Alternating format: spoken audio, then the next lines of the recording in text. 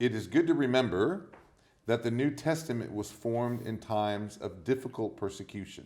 به یاد داشتن این نکته که عهد جدید در دوران جفا و سختی برای مسیحیان نوشته شده و گردآوری شده بسیار مهم و خوبه. You remember in the last session we talked about how the heritage, the religion, the heritage and the people were all tied to the land. به یاد دارید که جلسه گذشته راجع به این موضوعات صحبت کردیم که مذهب، وراثت و همینطور سرزمین چطور به همدیگه مرتبط بودن. So the way Rome broke that tie was to make the people worship their gods in the land. طریقی که روم این موارد رو در هم می‌آمیخت و قدرت اونها رو از بین می‌برد این بود که مردم سرزمین خودش رو، امپراتوری خودش رو مجبور می‌کرد که خدایان روم رو هم عبادت کنند. We called it God trading. و به این میگفتیم داد و ستد یا معامله خدایان. And so this worked for, this was very effective, but wasn't effective for the Jews. So when Christianity began, they were under the protection of the Jewish faith. این موضوع روش عملی بود به جز اینکه یهودیان حاضر نبودن که چنین کار رو انجام بدن و روم هم اجازه داده بود که یهودیان در حفاظت باشن و خدای خودشون رو عبادت بکنن. زمانی که مسیحیت آغاز شد برای مدتی مسیحیت هم از این حفاظت برخوردار بود. So as at the beginning Christianity faced local persecution from the Jews. در ابتدا مسیحیت جفای محلی رو از جانب یهودیان تجربه می‌کرد. But then as Christianity grew throughout the empire, persecution increased at the regional level and then finally it increased at the federal level. همینطور که مسیحیت رشد می‌کرد این جفای محلی از سمت کنیسه‌ها و یهودیان رشد کرد به منطقه‌های استانی و بزرگتر رفت تا جایی که کل سرزمین و امپراتوری روم رو شامل حال میشه. This makes Revelation especially important to read for Persian speakers who have faced in the past or are facing the same kinds of pressure for their faith. این موضوع مطالعه کتاب مکاشفه رو بسیار حائز اهمیت میکنه، علل خصوص برای ایرانی هایی که چه در گذشته و یا همکنون در حال تجربه جفاهای از این دست و مشکلاتی بر ضد ایمانشون هستن. But for those who don't face a lot of persecution, اما برای اون دست کسانی که زیاد جفا تجربه نکردن، everyone will eventually ask the big worldview question, what is the purpose of life? همه تقریبا این سوال بزرگ جهانبینی و فلسفه وجودی رو دارن که معنای زندگی چیست.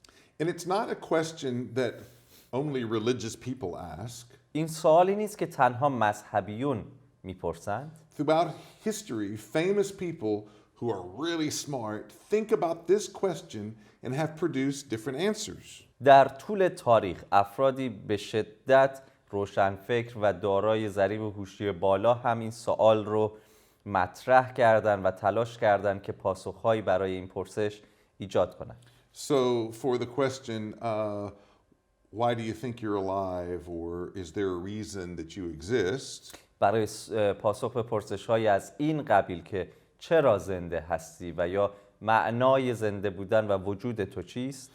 Secularists or humanists, they have a set of answers. کسانی که سکولارتر هستند و زیاد مذهبی نیستند پاسخ‌های متفاوتی رو ارائه کردن. Islam has a set of answers. اسلام پاسخ‌هایی داره برای این سوال. Buddhists have a set of answers. بودایی ها برای این پرسش پاسخ‌هایی رو مطرح کردن. And Christianity has a set of answers. مسیحیت هم پاسخی به این سوال داره. In fact, در حقیقت this is the fundamental question answered by the book of Revelation. این سوالی هست که توسط کتاب مکاشفه بهش پاسخ داده میشه. And it is especially seen in chapters 4 and 5. و مخصوصا در باب‌های 4 و 5 این موضوع بیشتر دیده میشه. In fact, I want to encourage you to read these two chapters together. میخوام شما رو تشویق بکنم که این دو باب رو در کنار هم مطالعه کنید. It's like a theater. مثل یک نمایش هست. Chapter 4, no drama. باب 4 هیچ درامی توش وجود نداره. It's just the stage and the scene. فقط شما خود صحنه و اون ابزار نمایش رو میبینید. It's like the curtain being raised and you see the stage before you. مثل این هست که در یک سالن تئاتر نشستید، پرده ها بالا میره و شما اون صحنه نمایش رو میبینید. Chapter 5 is the drama. باب 5 خود اون نمایش آغاز It's میشه. the action of the theater. در واقع اون بازی ها رو میبینید، اون نقش ها ایفا میشه. So let's begin in chapter 4 and we'll read verse 1. پس باب 4 از کتاب مکاشفه را آغاز میکنیم و آیه 1 رو میخونم. پس از آن نظر کردم و اینک پیش رویم دری گشوده در آسمان بود و همان صدای چون بانگ شیپور که نخست بار با من سخن گفته بود دیگر بار گفت بالا بیا و من آنچه را بعد از این میباید واقع شود بر تو خواهم نمود. Now, remember what we learned about apocalyptic literature. به یاد داشته باشید که در رابطه با ادبیات مکاشفه‌ای چه چیزی آموختیم. John has to write what he sees. یوحنا میباید آنچه را که میدید مینوشت. So somehow John has to write about the throne room of God.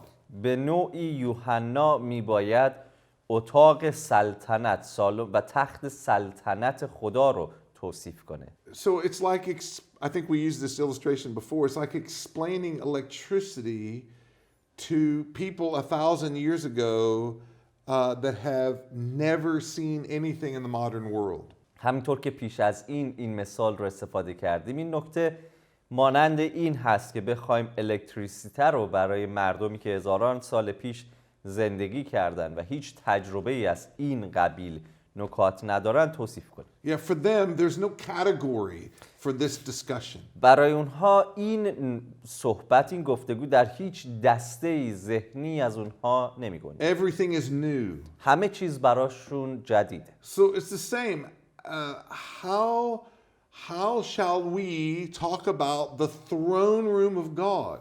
همچنین ما چطور میتونیم تخت سلطنت خدا رو توصیف کنیم؟ For us, we are just about as ignorant about these things as people 1,000 years ago would be ignorant about electricity. برای ما انقدر این موضوع غیر قابل درک و توصیف هست که مردم هزاران سال پیش بخوان الکتریسیته رو درک کنن. But it's different for us برای ما یک تفاوت وجود داره. because it's more than just ignorance. برای ما موضوع بیش از این هست که دانش این موضوع رو نداریم.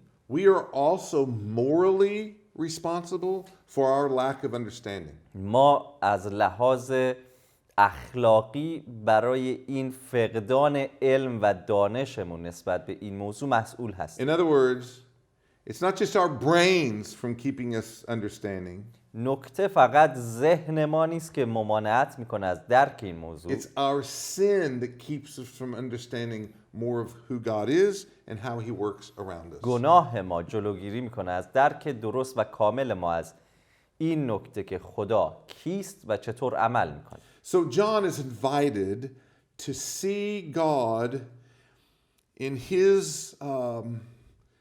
his position as king and to know his plans. یوحنا دعوت میشه که خدا رو در جایگاه سلطنتش مشاهده کنه و توصیف کنه که او کیست و چطور سلطنت میکنه. So who is speaking in verse 1? در آیه 1 از باب 4 چه کسی سخن میگه؟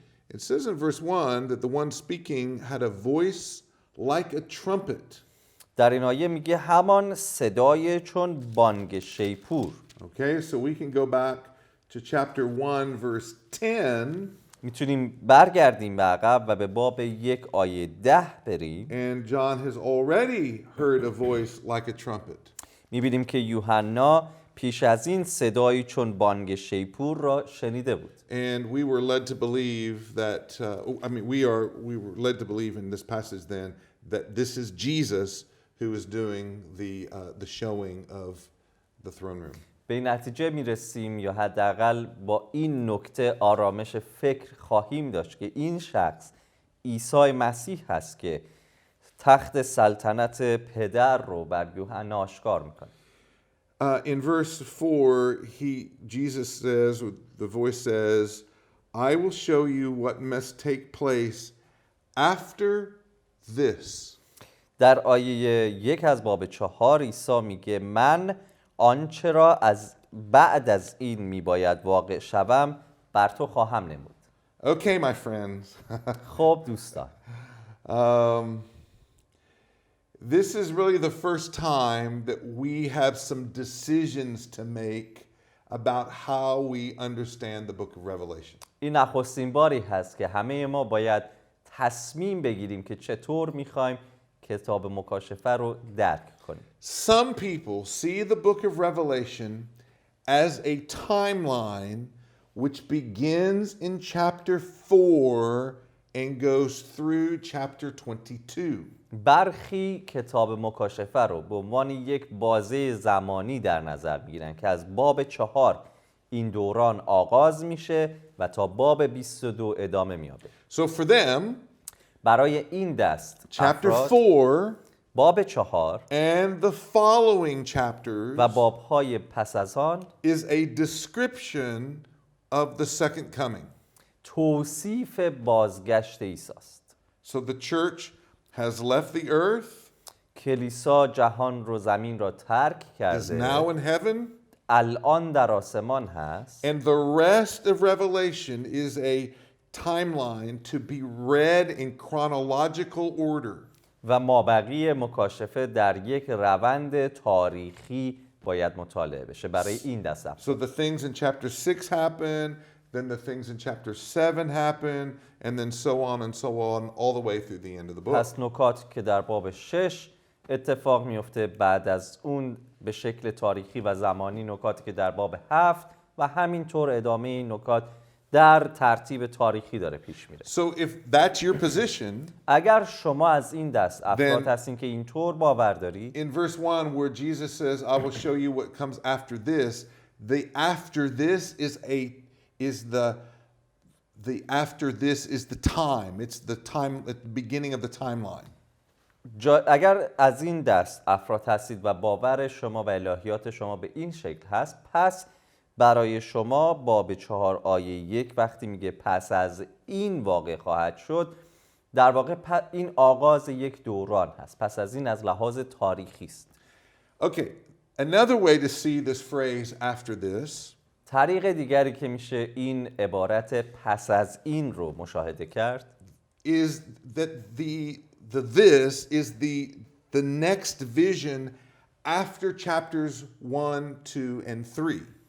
این عبارت پس از این یعنی بعد از رویایی که در بابهای 1، 2 و 3 در حقیقت راجع بهش صحبت میشه و یوحنا اون رویا رو دید. So it's not a timeline, it's just the next word of prophecy. I've given you this vision, now I'm giving you another vision. در حقیقت راجع به بازه تاریخی و یک دوران زمانی صحبت نمیکنه اگر که به این طریق نگاه بکنیم و در حقیقت میگه به تو رویایی رو دادم در باب 1، باب 2 و 3 ادامه اون یا تحقق اون انجام اون بود، حالا رویای دیگری رو به تو میدم، یک تجربه دیگری رو به تو میدم. So in my opinion, در طرز فکر the من second option seems to fit the category of apocalyptic literature. به نظر من معتقد هستم که این دومین موضوع، دومین دسته از روشی که میشه به کتاب مکاشفه نگاه کرد بیشتر در سبک ادبیات مکاشفه‌ای و آخرت شناسی میگنجه. Would you read verses 2? Let's just read verse 2 for the moment. باب 4 آیه 2 رو میخونم حالا. در دم در روح شدم و هان تختی پیش رویم در آسمان قرار داشت و بر آن تخت کسی نشسته بود. So Again, this is the second time we've seen the phrase in the Spirit. دومین بار هست که این عبارت در روح رو مشاهده He می‌کنیم. used this phrase in chapter 1, verse 10. در باب 1 آیه 10 این عبارت استفاده شد. Now, the question is this a vision or is this John experiencing reality? سوال این هست که آیا این یک رویاست یا اینکه در حقیقت یوحنا این رو داره تجربه میکنه؟ Paul kind of goes through the same thing in 2 Corinthians chapter 12. در باب 12 دوم قرنتیان میبینیم که پولس هم به نوعی به همچین حالی دچار شد و چنین چیزی رو تجربه کرد. Paul was taken up into the third heaven and he said I don't know if this was a vision or reality. به آسمان سوم برده شد و خود پولس اعتراف میکنه و بیان میکنه که مطمئن نیستم که در روح رویا بود یا نبود. It doesn't seem like it was an important question that Paul felt like he had to answer. It's not like that. It didn't seem like he didn't know and he didn't answer the question. به نظر نمیرسه که این بحرانی ترین سوالی بود که پولس میپرسید و باید برای اون پاسخی مهیا میکرد. So Paul didn't know, پولس نمیدونست. and we don't either. ما هم نمیدونیم. In Jewish literature, there are 3 layers to paradise. در ادبیات یهودی 3 طبقه برای آسمان وجود داره. There's the first heaven, which is the atmosphere. نخستین طبقه آسمان اول هست که همین اتمسفر بالای سر ما. Second heaven, which is the planets and the planetary universe. آسمان دوم که سیارات و کهکشان ها And هستند. then there's the third heaven, which is the spirit realm. و سومین آسمان که مکان و محدوده روح هست. So when the voice یا روحانی هست. when the voice says, "Come up here," John seems to be talking about this third heaven. پس وقتی که این صدا به یوحنا میگه بالا بیا، به نظر میرسه که به آسمان سوم اشاره میشه. So this be the place where the spiritual beings exist. جایی که موجودات روحانی زندگی میکنن و وجود دارن.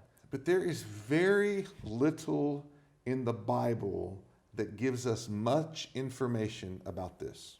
ولی در کل کتاب مقدس اطلاعاتی که به ما ارائه میشه در رابطه با این موضوع بسیار محدوده. So just be careful about forming theologies on topics that the Bible speaks little about. خیلی مراقب باشید که در مواردی که خود کتاب مقدس خیلی جزئی و گذرا و با اطلاعات بسیار کم صحبت میکنه، الهیات خیلی شسته رفته و بزرگی رو ایجاد نکنه. Would you read for us verses 3 through 6? باب 4 کتاب مکاشفه آیات 3 تا 6 رو میخونم. آن تخت نشین ظاهری چون سنگ یشم و عقیق داشت و دور تا دور تخت را رنگین کمانی زمردگون فرا گرفته بود.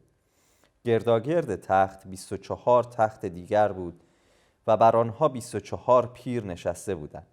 آنان جامه سفید بر تن داشتند و تاج طلا بر سر و از تخت برق آذرخش برمیخاست و غریو قرش رعد. پیشاپیش تخت 7 مشعل مشتعل بود. اینها 7 روح خدایند. و پیش تخت چیزی بود که به دریایی از شیشه میمانست چون بلور. در آن میان در اطراف تخت 4 موجود زنده بود، پوشیده از چشم، از پیش و از پس. These verses that you read are a majestic picture of God. این آیاتی که الان خوندیم خیلی سلطنتی، یک تصویر خیلی سلطنتی و مجللی از خدا رو ارائه می‌کنه. It's also a little bit of a systematic theology on God and man. یک مقداری هم اشاره به این الهیات نظاممند انسان و خدا اشاره داره. In order for John برای اینکه یوحنا to have access to the throne room of God, it says he must be in the Spirit. برای اینکه یوحنا بتونه به تخت سلطنت خدا نزدیک بشه و وارد این فضا بشه، این آیات میگه در باب 4 او باید در روح این اتفاق رو میدید. This is true for him. برای یوحنا این حقیقت صدق This is میکرد. true for you. برای من و شما این حقیقت همینطور صدق میکنه. You cannot gain access to God apart from the work of God coming to us. نمیتونیم خدا را تجربه کنیم به این شکل خارج از این یا فارغ از این نکته که خدا در کاری و در عملی این رو برای ما ممکن می‌سازه. In other words, John just can't access the throne whenever he wants to. به معنای دیگه یوحنا از این به بعد نمیتونه هر وقت که دلش میخواد به تخت خدا وارد بشه، به حضور و به این شکل که تجربه میکنه وارد He بشه. must have an advocate or a mediator. باید میانجی در میان می بود اینجا. In this case, he has two. در این نکته، در این مورد دو میانجی هست. Because it's Jesus who takes him, عیساست که او رو میبره، میگه بیا بالا، بیا به تو نشان خواهم but داد. he does so in the Spirit. و همینطور این اتفاق در روح میفته. So already in the first few verses of chapter 4, we're already seeing a picture of the gospel. بنابراین در همین آیات نخستین از باب 4 تصویری از انجیل رو مشاهده میکنیم. We're separated from God the Father.